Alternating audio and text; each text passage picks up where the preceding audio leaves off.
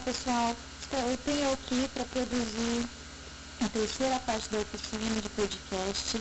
Eu precisei pegar um vídeo no YouTube, então eu entrei no YouTube e a música que eu escolhi foi Hello, da Beyoncé.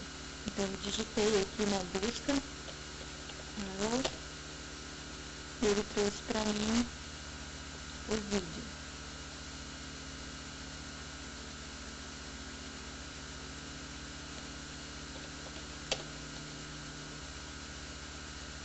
É esse aqui, vocês estão vendo? É esse mesmo. Então, para poder trazer esse vídeo para minha máquina, eu copiei essa URL daqui, dei um Ctrl+C, abri o meu YouTube Catcher, colei aqui na origem a URL, selecionei a minha extensão para AVI e baixei para o meu computador. Nesse caso, como ele está salvo, não vou baixar outra vez. Então, dentro do meu computador, do meu drive, tem aqui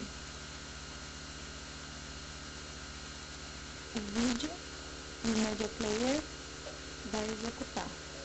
É esse mesmo. Então, eu precisei abrir o Audacity agora para poder capturar essa música de dentro desse vídeo. Então, com o Media Player aberto, eu começo a gravar pelo Audacity. Dentro do Audacity, eu aperto esse botãozinho vermelho para poder fazer a gravação do Media Player.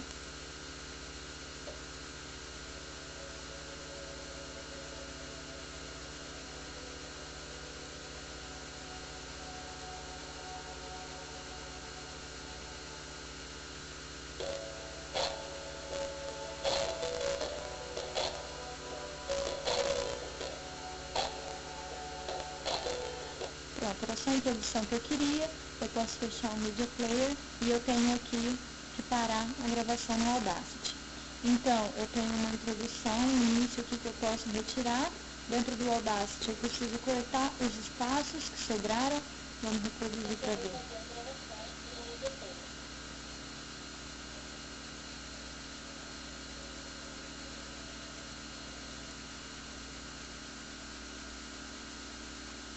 Isso aqui tudo eu posso cortar, vou deletar e vou ter a introdução que eu precisava para o meu vídeo. Esse projeto eu gravo no meu computador, ele já está aqui, então eu precisei exportar como MP3, mas não vou exportar ele novamente, porque eu já tenho exportado. E por hoje é só.